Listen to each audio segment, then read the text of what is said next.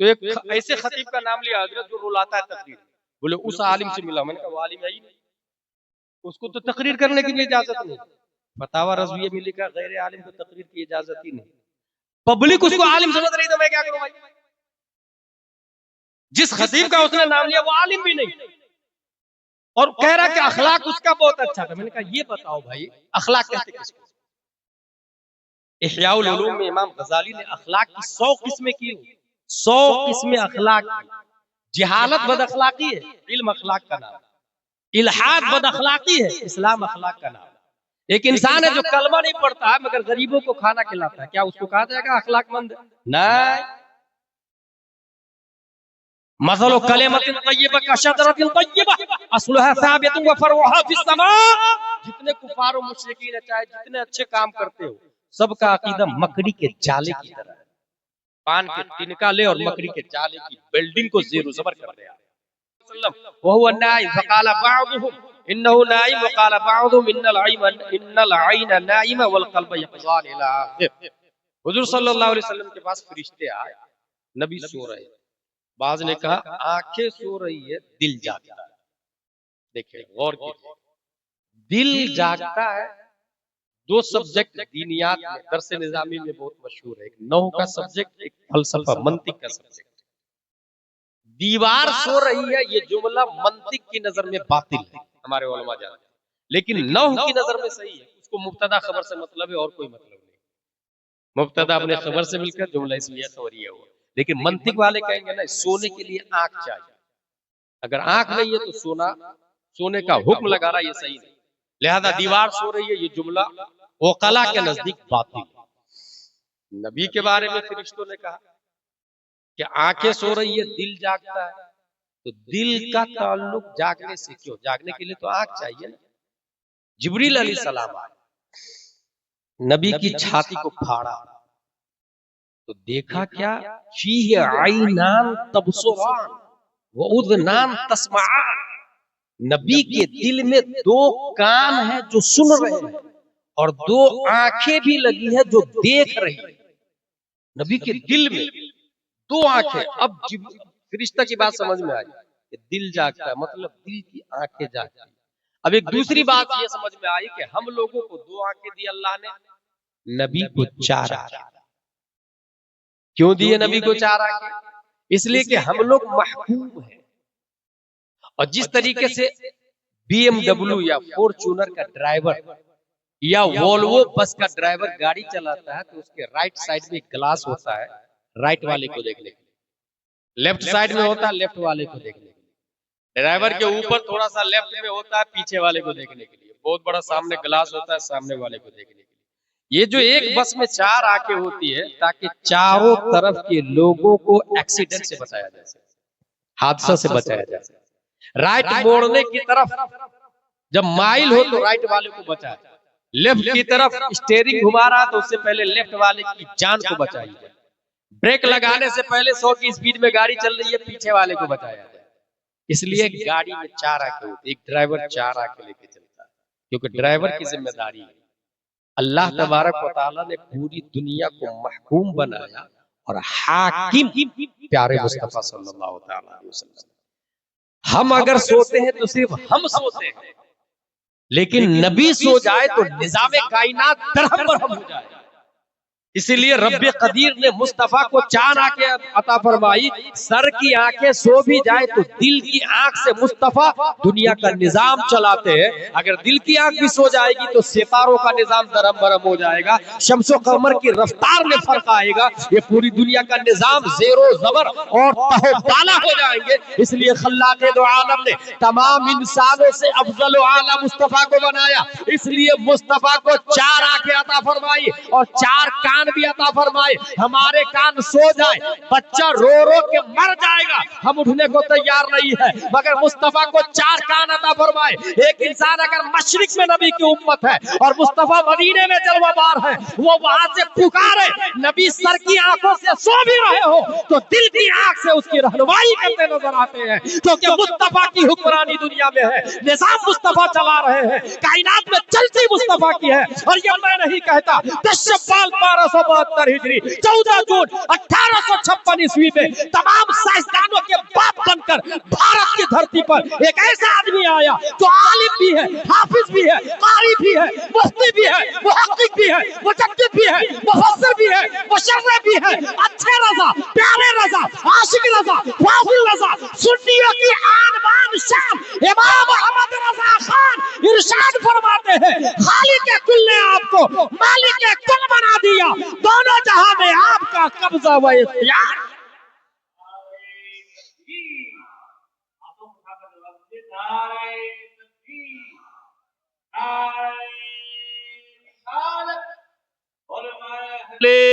सुन्नत, खतीब अहले सुन्नत, मुफक्किर इस्लाम हज़रत अल्लामा मुफ्ती गुलाम जिलानी अज़हरी नारे तकबीर।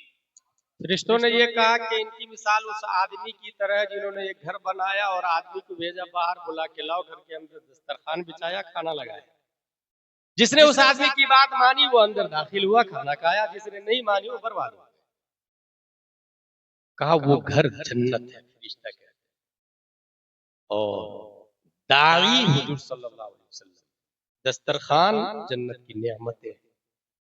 नबी की बात जिसने मानी वो घर में दाखिल होगा, नबी की बात जिसने नहीं मानी वो घर में नहीं दाखिल होगा। आखिरी जुमला है वो मुहम्मदुन फर्रक़ बैनन नास, मोहम्मद सल्लल्लाहु अलैहि वसल्लम हक व बातिल, सही और गलत के दरमियान फारूक है, फारिक है, मफरक, फर्क का पहचान हमारे नबी सल्लल्लाहु अलैहि वसल्लम। बिल्कुल आप किसी से मुतासिर मत होइएगा, एक ही मेयार है हमारे पास, हमारे नबी सल्लल्लाहु अलैहि वसल्लम। हमारे नबी के मुताबिक है सर आंखों पर, चाहे कोई भी मेरे बाप का दुश्मन क्यों ना हो, लेकिन हमारे नबी के मुताबिक है सर आंखों पर। और अगर मेरा सगा दोस्त क्यों ना हो, हमारे नबी के मुखालिफ है, जूती की नोक पर। इसकी एक दो मिसाल दे दूं, हजरत अली ने कई रिश्तेदारों को जंग बदर में मार डाला, कई रिश्तेदारों। हजरत उमर फारूक आजम ने मारा अपने मामू। हजरत अबू बकर सिद्दीक के बेटे ने इस्लाम लाने के बाद कहा, अब्बू अब्बू जंग बदर में मेरी तलवार की जद में आ गए थे, आप बाप होने की वजह से छोड़ दो। हजरत अबू बकर फरमाते, खुदा की कसम अगर मेरी तलवार की जद में आता तू तो गद्दार मुस्तफा होने की बुनियाद पर तुम्हारी गर्दन उतार दे। फर्क हमारे नबी सल्लल्लाहु अलैहि वसल्लम। मुसअब बिन उमैर का नाम नहीं सुना होगा आप लोगों ने, सुन ले, ये दुनिया के पहले मौलाना साहब जिनको नबी ने मौलाना बना के मदीना शरीफ में भेजा। पहले मौलाना साहब इमाम साहब कहते कौन? मुसअब बिन उमैर, मदीना शरीफ भेजा। जंगे बदर में उन्होंने, उनका एक भाई गिरफ्तार हो गया। साहबा से कहते हैं रस्सी मजबूत बांध इसके हाथ पांव में, इसकी माँ बहुत मालदार है, फिदिया ज्यादा मिलेगा। रस्सी हाथ में बंधी हुई है। भाई ने कहा भाई भाई भाई आपने मुझे नहीं पहचाना, मैं आपका सगा भाई। कहा गलत, अगर तू सगा भाई होता तो अबू जहल की तरफ से नहीं आता, नबी की तरफ से आता। तो अबू जहल की तरफ से आया तो सगा भाई कैसे हो सकता भाई? इसका मतलब ये हुआ हमारे इस गांव में जो अबू जहल वाला काम कर रहा है वो हमारा भाई नहीं, हमारा रिश्तेदार। इन्नहु लैसा मिन अहलिक, नूह अलैहिस्सलाम के बेटे से रब ने फरमाया वो तुम्हारा अहल है ही नहीं, रिश्तेदार है ही नहीं, खत्म मामला। तीसरी हदीस, अन अनस इब्न मालिक रदियल्लाहु अन्हु क़ाल क़ाल रसूलुल्लाह सल्लल्लाहु अलैहि वसल्लम लन यब्रह अन्नास यतसाअलून हत्ता यक़ूलू हाज़ा अल्लाह खालिक़ु कुल्लि शै फमन खलक़ अल्लाह। ये एक ऐसी हदीस है जिसमें ये बताया गया है कि इंसान को पूछना चाहिए, सवाल करना चाहिए। अभी मैं जिसके 18 था उन्होंने 2 सवाल किए, मुझे बड़ी खुशी हुई। पूछना, लाइफ स्टूडेंट वाला गुजारना चाहिए। पहला सवाल किया उन्होंने, या गौसल मदद कहना जायज है कि ना जायज है? मैंने कहा जायज। और उनको दलील दी मैंने कि खाना लाके किसने दिया मुझे? आप अल्लाह है क्या? रजनीगंधा आपने दिया लाके, आप अल्लाह है क्या?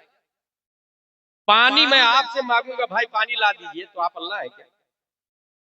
और जिसने ये बोला है वो नहीं, ये किसकी तरफ से चल रहा? वहाबी देवबंदी की तरफ से। उसका ये कहना कि अल्लाह से मांगना चाहिए। कहां लिखा भाई? बोले कुरान शरीफ में आया ना, व इय्याका नस्तईन, हम अल्लाह ही से मदद चाहे। बहुत अच्छा। अब इसका जवाब क्या होगा? हम में जो भाई एक बहुत बड़ी कमी अपने इंडिया में कौन सी कमी है कि वो एक भी मसला दलील के साथ में नहीं याद रखे। एक भी मसला, एक भी मसला अपने इंडिया में। जिस वक्त मैं मिस्र में उतरा था तो टैक्सी ड्राइवर से बात की, हमने कहा अल अज़हर यूनिवर्सिटी जाना है। तो सिगरेट पी रहा था और रमजान का टाइम था और टाइम हो रहे थे 7 बज रहे थे। 7 बज रहे थे। कितना बज रहे थे? 7 बज रहे थे। मैंने उससे कहा अंत लस्त बिस्वाई, तूने रोजा नहीं रखा, औ अन्नका मरीद, या तुम बीमार हो? तो जानते हैं टैक्सी ड्राइवर क्या बोलता है? ला ला हीनल वक्त व अना आलम व इन कुंतुम मरीदन औ अला सफरिन फइद्दतुन मिन अय्यामिन उखर। इतनी अच्छी तिलावत की मैं सोचा यार ये टैक्सी ड्राइवर का ये हाल है तो यहाँ के मुफ्तियों का क्या हाल होगा। टैक्सी ड्राइवर वो हमको बोल रहा नहीं नहीं अभी वक्त बाकी है और मुझे पता है अगर बीमार रहो तो कजा करो। कुरान शरीफ में आया है गैर रमजान में उसकी कजा करनी पड़ेगी। टैक्सी ड्राइवर को रोजे की कजा गैर रमजान में करेंगे, इसकी दलील कुरान से याद है। या हम पूछ ले आपसे कि नमाज फर्ज 21 आयत से साबित है, नहीं बता पाए। यही वजह है कि अहले हदीस वहाबी देवबंदी आके कहता है कि अल्लाह से मदद मांगनी चाहिए। आप कंफ्यूज्ड भाई, जब हम पानी बीवी से मांग रहे हैं, खाना बीवी से मांग रहे हैं, पैसे अपने रिश्तेदारों से मांग रहे हैं, तो ये मांगना जायज है कि ना जायज? बोले ये तो जिंदा है। मैंने जवाब दिया यही तो समझाना चाह रहा हूं कि गौसे आजम जिंदा है, ख्वाजा गरीब नवाज जिंदा है, आला हजरत जिंदा है, मुफ्ती आजम ही जिंदा है। क्या मैं कैसे मालूम? कहा ये जिंदा है, तेरे पास क्या दलील? कहा दिख रहा हूं, मैं गवाही दे रहा हूं कि वो जिंदा है। मैंने कहा तू गवाही दे रहा ना, और गौसे आजम के बारे में रब गवाही देता है, वला तक़ूलू लिमन युक़्तलू फी सबीलिल्लाहि अमवात बल अहया वलाकिन ला तशऊरून। और ये भी साथ में आया कि वो जिंदा है, तुमको समझ में नहीं आया। वो जिंदा है, तुमको समझ में नहीं आया। समझ में किसको आएगा? जिसके पास शऊर हयात हो, हक व बातिल के दरमियान खत्ते इम्तियाज खींचने के लिए मुस्तफा का सिस्टम हो, वो इंसान पहचान लेगा और यही कहेगा तू जिंदा है वल्लाह, तू जिंदा है वल्लाह, मेरी चश्मे आलम से छुप जा। मैं क्या कह रहा था? स्टूडेंट लाइफ सवाल करते रहना चाहिए, लेकिन कसरत सवाल भी हिला कर देता है। सवाल सीखने की नीयत से। इसमें यह आया कि एक इंसान पूछेगा कि इसको किसने बनाया, जमीन को? अल्लाह। आसमान को किसने बनाया? अल्लाह। तो एक इंसान फिर सवाल करेगा वही वाला, अल्लाह को किसने बनाया? ये हिला गया गया। पूछे उतना ही जितना आप बर्दाश्त कर सके जो आपकी समझ में आ रहा है, और नहीं तो छोड़ दे, वो उलमा के हवाले छोड़ दे, अल्लाह व रसूल के हवाले छोड़ दे। जिस आयत का माना समझ में नहीं आ रहा है उसकी मीनिंग जो भी हो, आयत पर हमारा ईमान है कि ये अल्लाह की आयत है। माना समझ में आना हर चीज का थोड़ी जरूरी। आपने गैस देखा है? हवा देख रहे हैं? बहुत सारी चीजें। आपके बदन में बुखार है, आप देखते हैं क्या बुखार है? नहीं दिखता। आपके पास अकीदा मजबूत है, कैसे पता चला? एक इंसान मुनाफिक हो, उसके बाजू में बुखार नापने वाली मशीन लगा के निफाक को नाप सकते क्या कि कितना % निफाक है इसके पास? इसका मतलब निफाक को नहीं नापा जा सकता। तो बहुत सारी चीजें जिसको नहीं नापा जा सकता, मगर मानते तो है ना, निफाक है, बुखार है, बहुत सारी चीजों को माना जाता है। ऐसे ही नीम का पेड़ आप लोगों ने देखा होगा, नीम का पेड़ इतना मोटा होता है, फल इतना छोटा आता है। क्यों भाई? समझ में नहीं आ रहा। लौकी, कद्दू, ये बारीक बेल चलती है उसकी, और ये 10-10, 20-20 kg का फल आता है। निजाम कुदरत समझ में आए या ना आए, अल्लाह हकीम है, अल्लाह कादिर है। और अगर अकीदा मजबूत हो तो इंसान मैक से भी गवाही दे देगा कि अल्लाह है, मैक से गवाही दे देगा। इमाम शाफी कहते हैं भैंस को देख करके मैं गवाही दे सकता हूँ कि अल्लाह है। कहा कैसे? कहा है काली, खाती है हरियाली, दूध देती है व्हाइट, अंदर किसी का पावर तो है जो फिल्टर कर रहा है इन तमाम चीजों को। तामीर अदब में लिखा हुआ है, हमारे उलमा पढ़े, आप लोग को बता रहा हूं मैं। एक बुढ़िया चरखा चला रही थी। ए बुढ़िया, अल्लाह है? बोले हाँ है ना। बोले कैसे पता तुझे अल्लाह है? बोले मेरा चरखा मैं चलाती हूँ तो चलता है, नहीं चलाती हूँ तो नहीं चलता है। जब छोटा चरखा मेरे चलाए बगैर नहीं चलता, इतना बड़ा निजाम दुनिया का बगैर चलाने वाले के कैसे चल सकता है? कहा चल ये भी बता दे बुढ़िया कि अल्लाह एक है कि दो है? कहा एक है। कहा इसकी दलील? कहा चरखा अकेले चलाती हूँ तो ताना बाना सही निकलता है, दो लोग मिलके चलाते हैं तो ताना बाना टेढ़ा हो जाता है। जबकि इतना छोटा चरखा दो लोग मिलके चलाए तो ताना बाना टेढ़ा हो जाता है। इस जमीन और आसमान का निजाम जो बाकी है, इसका मतलब चलाने वाला एक है। अगर दो हो जाए तो निजाम तरफ हो जाए। फॉर एग्जाम्पल यहाँ का आदमी बोलेगा ए अल्लाह बारिश दे दे, मस्जिद में नमाज पढ़ के बोलेगा बारिश दे दे। अब नमाज पढ़ के बोला तो दुआ तो कबूल होनी चाहिए, लेकिन मस्जिद के पड़ोस में एक आदमी है जो मस्जिद का 1 लाख रुपया घोटाला करके बैठा, उसकी वजह से बारिश नहीं होनी चाहिए। निजाम दरहम बरा। अब जो करप्टेड होगा वो उसकी बात मान लेगा, जो अच्छा होगा इसकी बात मानेगा। वो खुदा कहेगा बारिश होनी चाहिए, ये खुदा कहेगा बारिश नहीं होनी चाहिए। यही मतलब है लौ कान फीहिमा आलिहतुन इल्लल्लाह लफसदता। अगर दो माबूद हो तो जमीन और आसमान का निजाम दरम बरम हो जाए। इसलिए अल्लाह एक है। सवाल होना चाहिए, अभी एक मजहब बहुत स्पीड से आगे बढ़ रहा है, उस मजहब का नाम है एथीस्ट। इसका क्या मतलब होता है? ला दीनियत, कोई अल्लाह नहीं, ये बोल कोई अल्लाह नहीं। और ऐसी सवाल अल्लाह कब आया? उस वक्त कोई टाइम था कि नहीं था? अगर टाइम था तो टाइम को किसने बनाया? मकान था तो मकान को किसने बनाया? जमीन पर अल्लाह था कि आसमान पर था? अगर आसमान पर था तो आसमान को किसने बनाया? ऐसे लाखों सवाल होंगे और इंसान दायरे इस्लाम से बाहर हो। और हो रहे हैं भाई साहब, बाज़ाब्ता वर्ल्ड लेवल पर उसकी अफराद साजी हो रही है और लोग बढ़ रहे हैं, उसमें जा रहे हैं और वो कह रहे हैं कि अल्लाह है ही नहीं। अल आलम मुस्तगनी अनिल मुअस्सिर व कुल्लु मुस्तगनी अनिल मुअस्सिर फहुव कदीम फल आलम कदीम। दुनिया हमेशा से चल रही। आप तो बैठ गए स्टेज पे, तो बैठने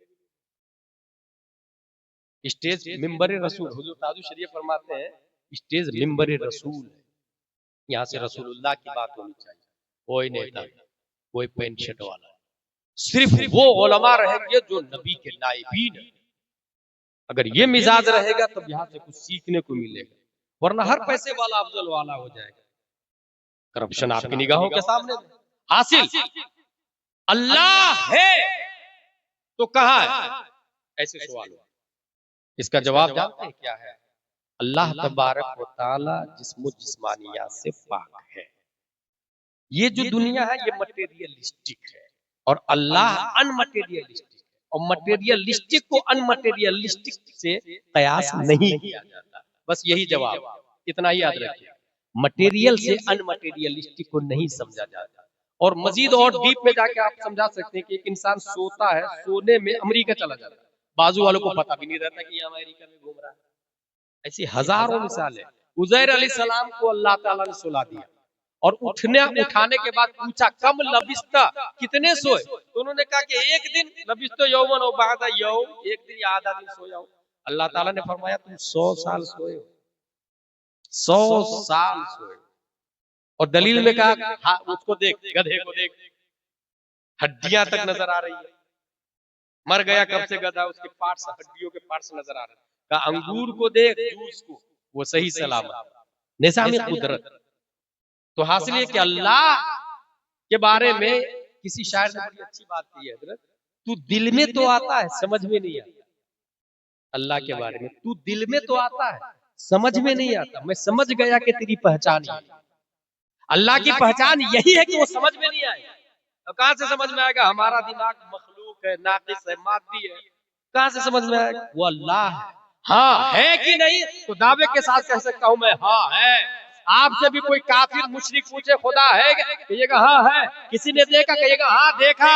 किसने देखा?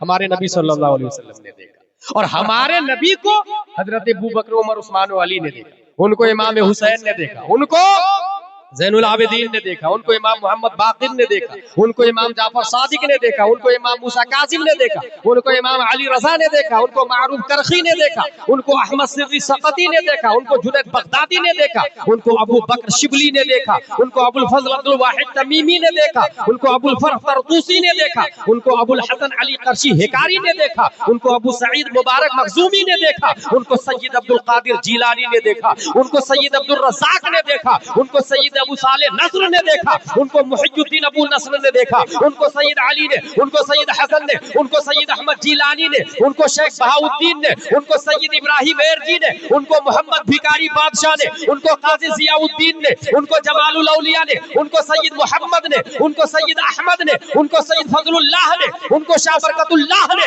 उनको आले मोहम्मद ने, उनको सैयद हमजा ने, उनको आले अहमद अच्छे मियां ने, उनको आले रसूल अहमदी नूरी ने, उनको इमाम अहमद रजा खान ने, उनको मुफ्ती आजम मुस्तफा रजा ने, उनको ताजुश शरिया ने, और ताजुश शरिया को हम सुन्नी मुसलमान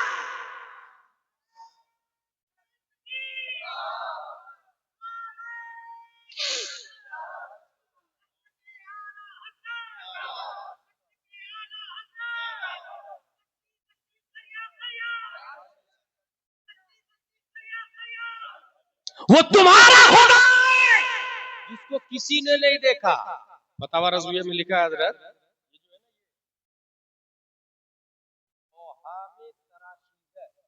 ये काफिर और मुशरिक के जितने माबूदाने बातिल है ना, उसके बारे में क्या लिखा है? ओहामे तराशीद, वहम की जगह ओहाम, वहम मतलब ख्याल, सब ख्याली मूर्ति है। अल्लाह है और हमने वाया वाया देखा, वाया वाया हमने देखा। नबी ने देखा, नबी को सहाबा ने देखा, और सहाबा को इन हजरात ने देखा जिनका नाम मैंने अभी पेश किया। और आज भी अगर कोई वक्त का इमाम आजम हो तो दिल की आंख से 100 मरतबा अपने रब को देखने वाले इमाम आजम अबू हनीफा की जात है। तो अल्लाह है। चौथी हदीस, अन अब्दुल्लाह इब्न अमर रदियल्लाहु अन्हुमा समीअतु नबी सल्लल्लाहु अलैहि वसल्लम यक़ूल इन्नल्लाह ला यनज़िउल इल्मा बअद अन आताकुमु इंतिज़ाअ वलाकिन यनज़िउहु मिनहु मअ क़ब्ज़िल उलमा बिइल्मिहिम फयबक़ा नासुल जुहाल इला आखिर। ये क़यामत की निशानी है। इसमें ये आया कि हुजूर सल्लल्लाहु अलैहि वसल्लम ने फरमाया अल्लाह ताला उलमा को उठा लेगा और क़यामत आएगी। फिर से सुने मेरी बात, इससे मदरसा कादरिया गुलशन मुस्तफा का अंदाजा लगा।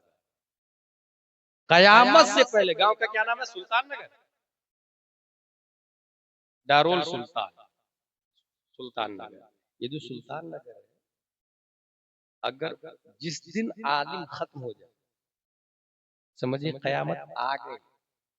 और अगर आप ये चाहते हैं कि कयामत यहाँ नहीं आए तो अपने मदरसे से उलमा की तादाद बढ़ती रहेगी, उलमा पैदा होते रहेंगे, कयामत की मजाल नहीं कि वो टच कर गया।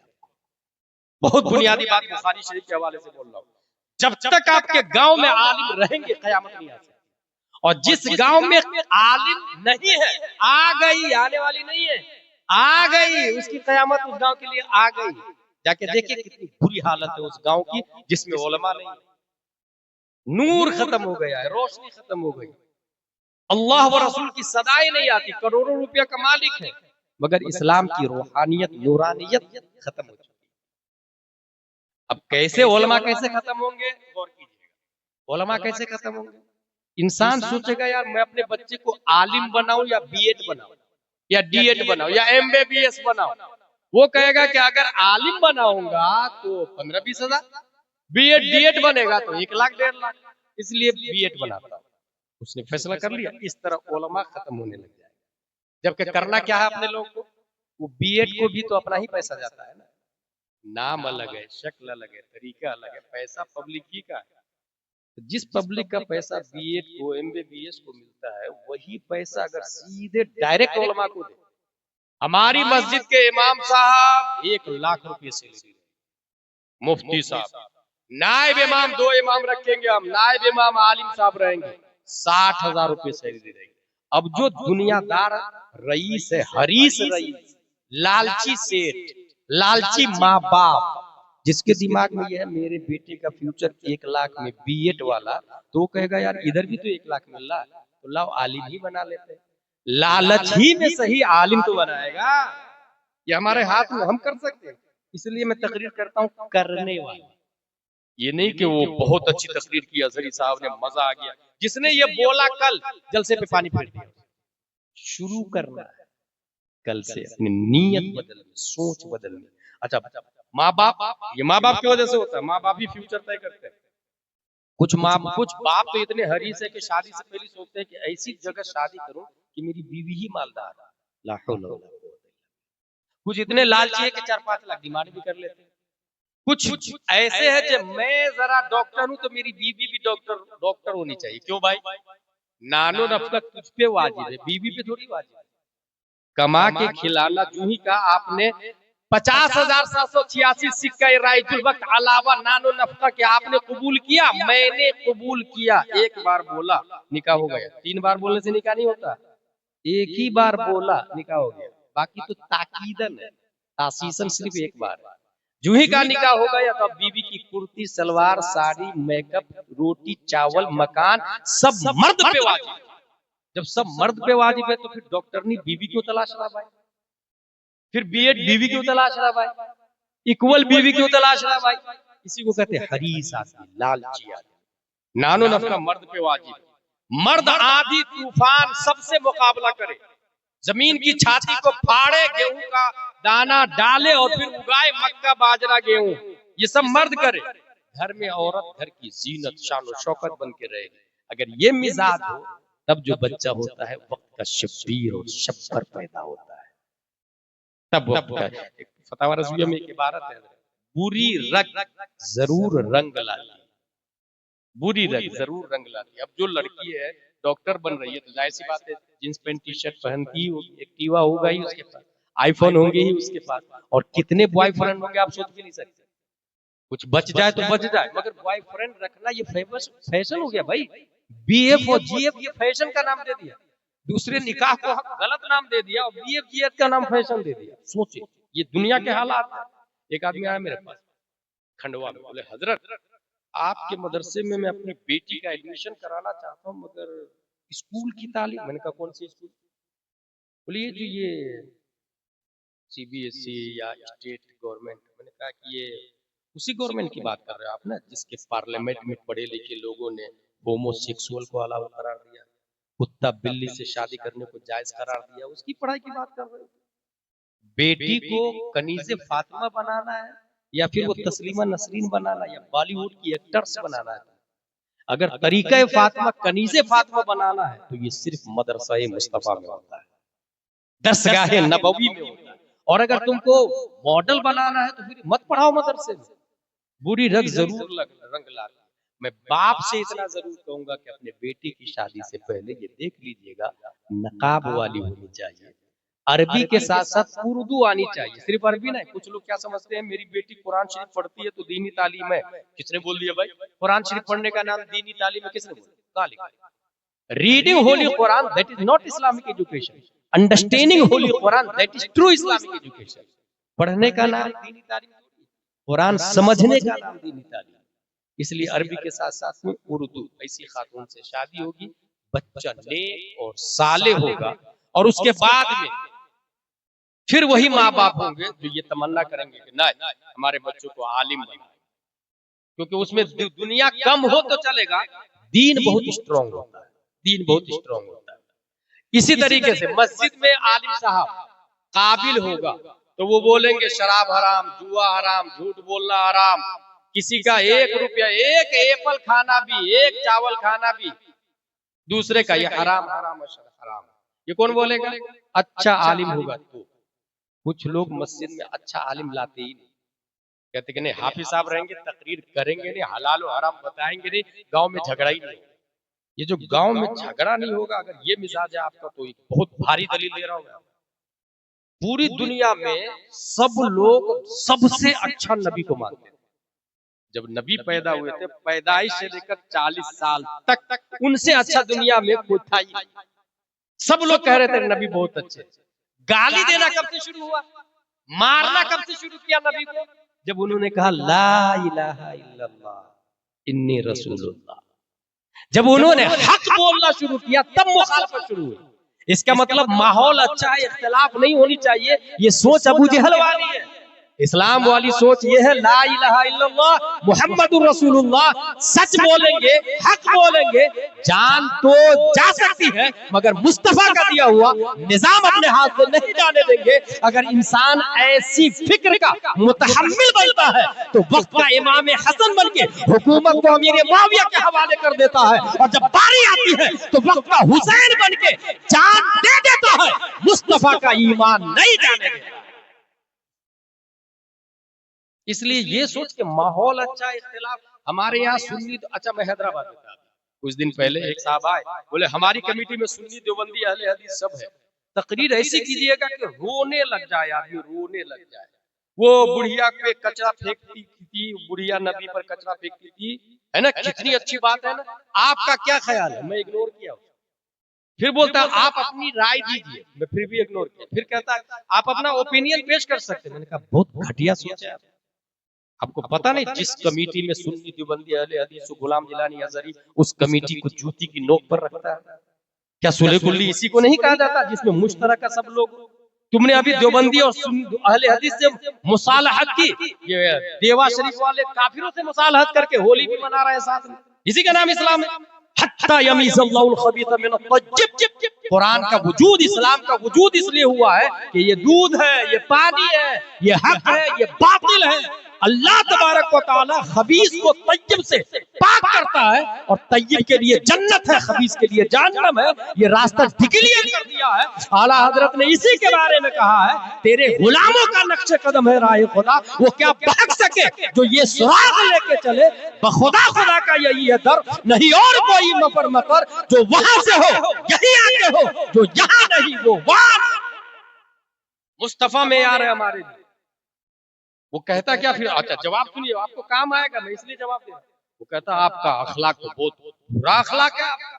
मैं तो बड़े बड़े आलिमों से मिला। मैंने कहा कौन से आलिम से मिला? तो एक ऐसे खतीब का नाम लिया हजरत जो रुलाता है तकरीर। बोले उस आलिम से मिला। मैंने कहा वो आलिम है ही नहीं, उसको तो तकरीर करने की भी इजाजत नहीं। फतावा रज़विया में लिखा गैर आलिम को तकरीर की इजाजत ही नहीं। पब्लिक उसको आलिम समझ रही, तो मैं क्या करूं भाई? जिस खतीब का उसने नाम लिया वो आलिम भी नहीं, और कह रहा कि अखलाक उसका बहुत अच्छा था। मैंने कहा ये बताओ भाई अखलाक कहते किसको? इह्याउल उलूम में इमाम गजाली ने अखलाक की 100 किस्में की, 100 किस्में अखलाक की। जिहालत बद अखलाकी है, इल्म अखलाक का नाम। इल्हाद बद अखलाकी है, इस्लाम अखलाक का नाम। एक इंसान है जो कलमा नहीं पढ़ता है मगर गरीबों को खाना खिलाता है, क्या उसको कहा जाएगा अखलाकमंद? नहीं। मसलो कलिमतिन तय्यबा कशजरतिन तय्यबा अस्लुहा साबितुन व फरुहा फिस समा। जितने कुफार और मुशरिकीन चाहे जितने अच्छे काम करते हो, सबका अकीदा मकड़ी के जाले की तरह है। पान के तिनका ले और मकड़ी के जाले की बिल्डिंग को ज़ेरो ज़बर कर दे। और जो एक अदना मोमिन गरीब है जो आधी रोटी खाता है मगर हराम नहीं खाता, उसके बारे में आया मतलब कलिमतुन तय्यबा कशजरतिन तय्यबा अस्लुहा साबितुन व फरुहा फिस समा। उसका अकीदा इतना मजबूत है उस शजर की तरह जिसकी जड़ें जमीन में गड़ी हुई है और शाखें आसमान से बातें कर रही है। तो अखलाक तुम मुझे सिखाओगे, उसको मैं बोला हैदराबाद में, अखलाक तुम मुझे सिखाओगे, बताओ फ्लेक्शन का कंपोजिशन क्या है? पैरासीटामोल में क्या पार्ट्स बने, क्या क्या पार्ट्स लगे, बताओ तुम बताओगे? यानी पैरासीटामोल में उसकी बात मानोगे जो एमबीबीएस और एमडी किया है।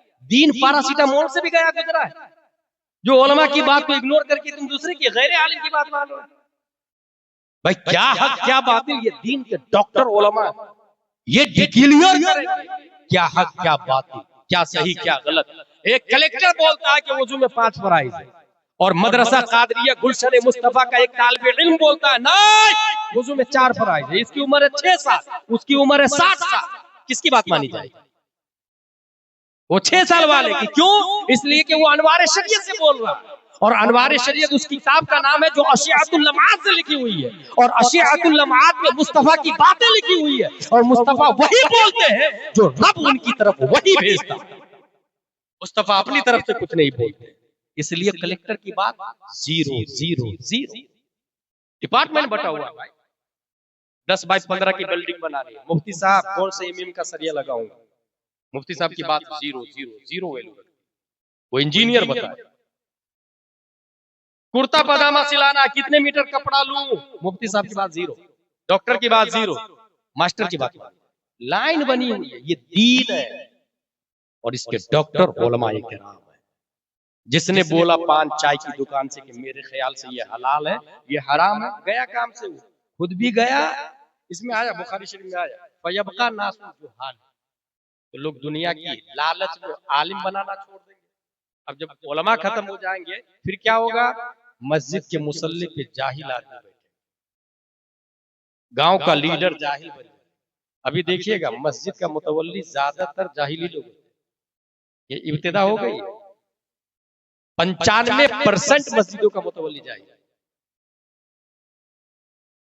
अब ये जाहिल मस्जिद के मुसल्ले पर बैठेगा, लोग उनसे मसला पूछेंगे, उसके बाद क्या है, फयुफ्तून बिरायहि, अपने ख्याल से वो जवाब भी देंगे सवाल का, मेरे ख्याल से ऐसा करना, मेरे ख्याल से ऐसा करना। उसके बाद फयुदिल्लून व यदिल्लून, वो गुमराह करेंगे, लोग गुमराह हो जाएंगे। ये कुर्ब क़यामत से पहले ये आएगा। इससे बचना चाहते हैं तो मदरसा कादरिया की एक ईंट भी हिलनी नहीं चाहिए। याद रखिएगा, स्पेन में 800 साल हमारी हुकूमत थी। हुकूमत खत्म उस वक्त हुई जब उलमा को 50,000 से ज्यादा उलमा को समंदर में डुबो दिया गया, ये कह के कि चलिए हज करने चलिए आप, और समंदर के हवाले कर उलमा खत्म।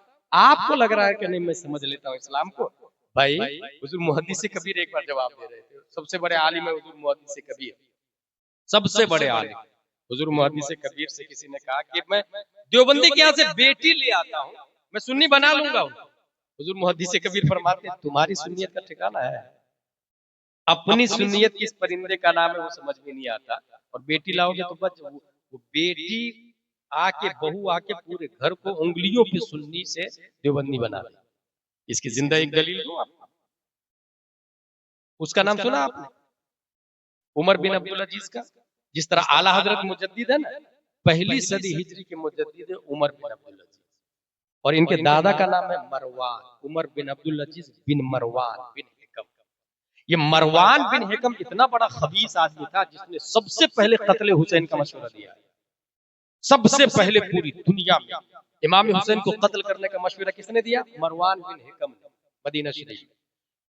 दादा इतना बड़ा मरदूद खबीस मलऊन, पोता मुजद्दिद कैसे हो? अब सुने, ये बहू जब लाते हैं देवबंदी का तो कितना असर करती है, उसका असर बता रहा। जब हमने हिस्ट्री का मुताला किया, पढ़ना शुरू किया, तो पता चला कि एक रात हजरत उमर फारूक आजम गश्त कर रहे थे, घर से आवाज आई, बेटी दूध में पानी मिला दे। बेटी ने बोला माँ अमीरुल मोमिनीन का कानून नहीं मालूम, कोई दूध में पानी नहीं मिलाएगा। माँ बोली बेटी मिला दे, अमीरुल मोमिनीन देखने थोड़ी आएगा।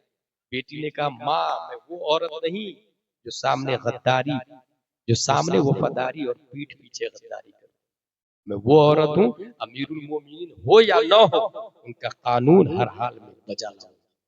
उमर फारूक आजम ने कहा should be noted this house, घर को नोट कर लिया, नोट किया गया, बुलाया गया तो पता चला गोवालन है, दूध का कारोबार करता। आपने अपने बेटे को कहा तुम में से कौन है जो इससे शादी करेगा? शादी बहुत आसान थी पहले, अभी शादी बहुत मुश्किल हो गई, इसलिए ज़िना हो गया।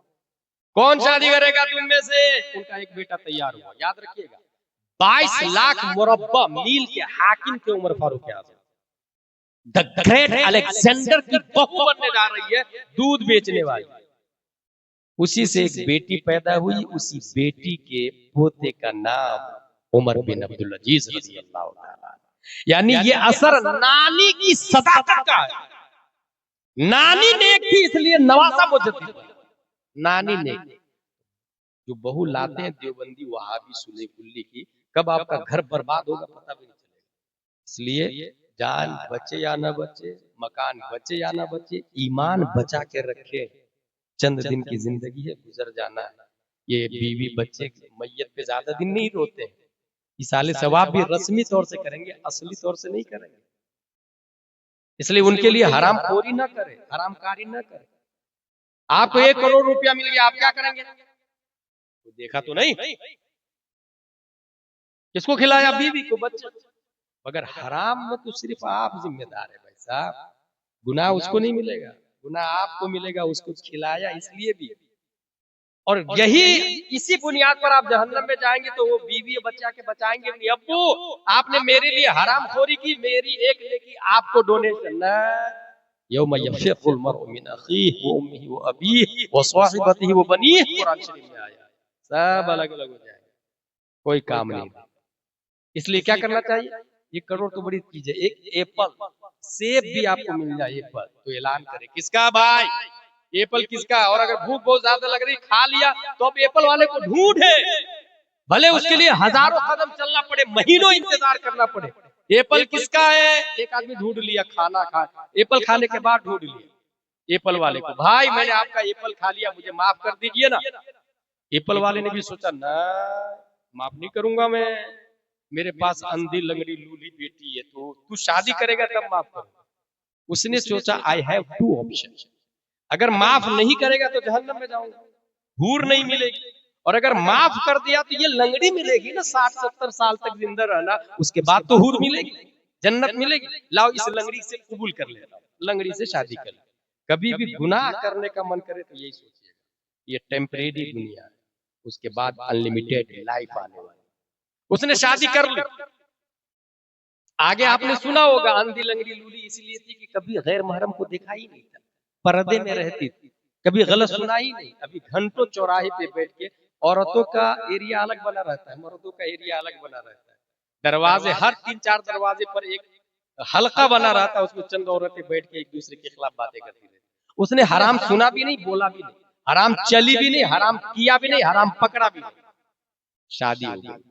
अब जो बच्चा पैदा होता है उसकी पैदाइश से पहले ही हजरत आदम अलैहिस्सलाम ख्वाब में, हजरत मूसा अलैहिस्सलाम, हजरत ईसा अलैहिस्सलाम, अबू बकर सिद्दीक, हजरत उमर फारूक आज़म, और इन सब के बीच में प्यारे मुस्तफा सल्लल्लाहु अलैहि वसल्लम उस एप्पल खाने वाले से कहते हैं, या अबा सालेह इन्नल्लाह अअताका इब्नन हुवा वली व वलियुल्लाह व महबूबी व महबूबुल्लाह व सयकूनु लहु शानुन फिल औलिया कशानी बैनल अंबिया व रसूल। ए अबू सालेह, तूने एप्पल की माफी मांगी, तेरी सदाकत और हक्कानियत की बुनियाद पर अल्लाह ने जो तुझे बच्चा दिया है, वो बच्चा मेरा भी वली है, अल्लाह का भी वली है, और अनकरीब उनकी शान तमाम वलियों में ऐसी होगी जैसे मेरी शान तमाम नबियों में है। वो बच्चा कोई और नहीं, 533 हिजरी में जिलान की धरती पे शेख अबू सालेह की पीठ पे उम्मुल खैर फातिमा के पेट से पैदा होने वाला बच्चा दलील होना,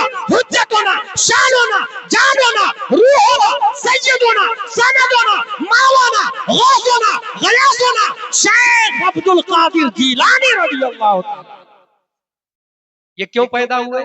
एप्पल खा के माफी मांगने के लिए चले, और यहाँ पूरा का पूरा खेती हड़प जाते हैं, पूरी पूरी जमीनें हड़प जाते हैं। ला हौला वला कुव्वता इल्ला बिल्लाह। एक और बात बताऊं, शादी पे, शादी कितनी आसान थी दमिश्क में। अभी तो खाने पीने की अल्लाह का शुक्र है कि फरावानी है, मेरा टाइम पूरा हो गया, फरावानी है। मदरसे के अंदर कम से कम कोई तालिब इल्म भूखा तो नहीं सोता है, ये मेहमान रसूल है। मगर यहाँ ये कहूंगा कि जो लोग अपने घर की टाइल्स, दरवाजा कलर बदलते हैं हर साल, एक बार मदरसे का टॉयलेट बाथरूम भी चेक कर ले जाके, उसका दरवाजा भी देख ले, ठंडी में कंबल, जैकेट, कंझप्पा, टोपी है कि नहीं, इसका भी जायजा ले, क्योंकि रसूलुल्लाह के मेहमान है। पहले मस्जिद ही में पढ़ाई होती, मैंने बताया ना, मस्जिद में आलिम 2 होना चाहिए, पेश इमाम, नाइब इमाम, और मस्जिद ही के बाजू में फैमिली क्वार्टर भी हो। हर मस्जिद में फैमिली क्वार्टर बनना चाहिए, हर मस्जिद में 2 रूम, टॉयलेट, बाथरूम अटैच, और शानदार बनना चाहिए, शानदार। इसकी जिंदा दलील हमारे नबी सल्लल्लाहु अलैहि वसल्लम, हमारे नबी का फैमिली क्वार्टर मस्जिद नबवी के अंदर ही था, याद रखिए। इसलिए हर मस्जिद के बाजू में फैमिली क्वार्टर, मस्जिद ही में पढ़ाई होती थी, मदरसा तो बाद में बनने लगा। एक तालिब इल्म 3 दिन से भूखा था, तो सोचा यार भूख लग रही, कहाँ जाओ। एक घर में घुसा, देखा औरतें हैं, फौरन निकल गया। दूसरे घर में गया, खाने की खुशबू आ रही, ढक्कन खोला, चम्मच डाला, उसमें से बैगन निकला, आहा मजा आ गया। बैगन लिया, मुंह में डाला, दांत काटा, फिर ख्याल आया कि मैं मेहमान रसूल हूं और हरामखोरी। बैगन को, दांत को हटाया, बैगन को निकाला, बर्तन में डाला, वापस फिर पढ़ने बैठ गए। चंद लम्हों के बाद में एक शख्स आया अपनी भतीजी को लेकर, इमाम साहब, इमाम साहब, ये मेरी भतीजी है, आप अपने शागिर्दों में से किसी की शादी करवा दीजिए। इमाम साहब ने ऐलान किया, कौन शादी करेगा इनसे? कोई नहीं करा। इमाम साहब ने उस तालिब इल्म से कहा जो 3 दिन से भूखा बैगन छोड़ के आया, तू शादी करी? कहा हुजूर मेरे पास कुछ भी नहीं। कहा इसके पास सब कुछ है, ये खातून मालदार है, इससे शादी करी। शादी हो गई, कबूल है कबूल है। वहीं पर कोई ढोल, कोई ताशे, कोई बारात नहीं। यहाँ देखने में 25 की बजाय 55 उम्र हो जाती है। माँ बाप देख ही रहे, क्या देख रहे भाई? इक्वल देख रहा हूँ भाई, इक्वल मत देख, लड़का देख। इक्वलिटी देखने में बुढ़ापा आ जाता है। और कितनी लड़कियां यूं ही और कितने लड़के भी यूं ही, और हराम खारी हराम खोरी चलती रहती। ला हौला वला कुव्वत। उन्होंने कहा तू शादी कर ले, इसके पास सब कुछ है। शादी हो गई, कबूल है कबूल है कबूल है। औरत बोलती है मेरे सरताज घर ले गए, दस्तरखान में किचन में गई, तपेली का ढक्कन हटाई, चम्मच डाली तो दांत काटा हुआ बैगन निकला। वो खातून बोलती है कितने अजीब लोग हैं, दांत काट के छोड़ दिया। शौहर बोलता है वो अजीब लोग कोई और नहीं, मैं हूं।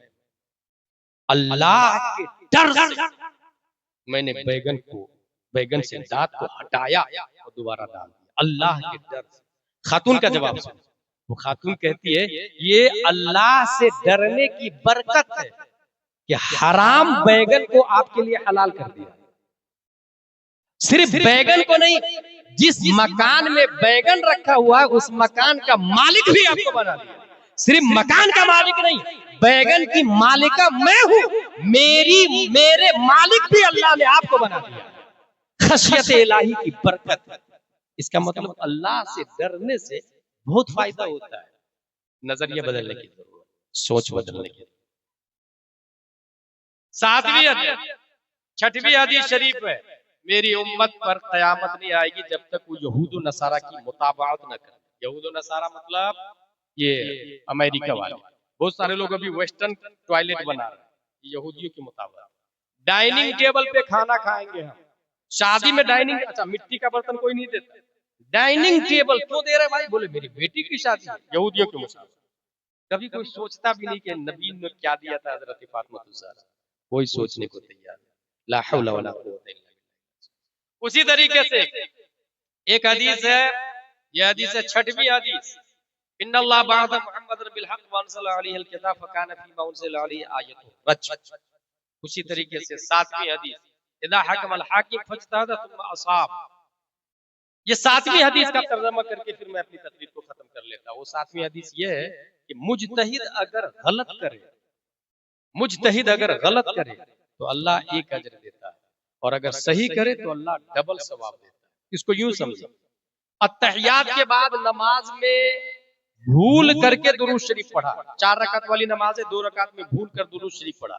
इमाम शाफई कहते सजदा सहू नहीं होगा, इमाम आजम कहते सजदा सहू करना पड़ेगा। दोनों मुस्तहिद है और दोनों गलत नहीं है, दोनों सही है। ख्वाब में किसी ने देखा इमाम शाफई और इमाम आजम अबू हनीफा दोनों नबी की बारगाह में। इमाम शाफई कह रहे या रसूल अल्लाह, उसने आप पर दुरूद शरीफ पढ़ा, क्या गलत किया? कितनी भारी दलील दे रहे, आप पर दुरूद शरीफ पढ़ा, क्या गलत किया, इसलिए सजदा सहू नहीं करेगा। इमाम आजम की दलील, वो कहते हैं या रसूल अल्लाह, आप पर दुरूद शरीफ और भूल कर क्यों पढ़ा, इसलिए सजदा सहू करेगा। भूल कर पढ़ा, आपकी जात भूलने वाली जात है, आप पर भूल कर। यही मुजतहिद होता है। अमीर मुआविया भी मुजतहिद है, हजरत अली भी मुजतहिद है, जंगे सिफ़ीन है।